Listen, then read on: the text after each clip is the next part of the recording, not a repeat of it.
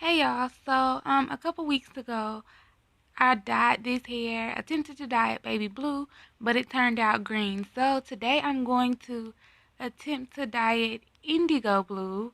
It's a darker shade of blue just to see how it'll look and how it's gonna turn out. So as you can see, I'm already starting to put the color on, and in between putting color on different strands of the hair, I am combing the hair through.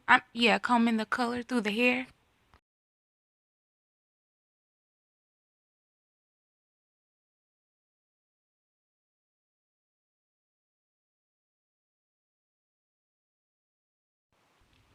So like applying the color was like super easy. I ended up letting it sit for about an hour.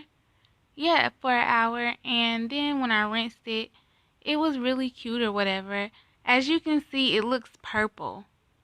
And I was very, very mad if it was gonna be purple because I wanted any color but purple.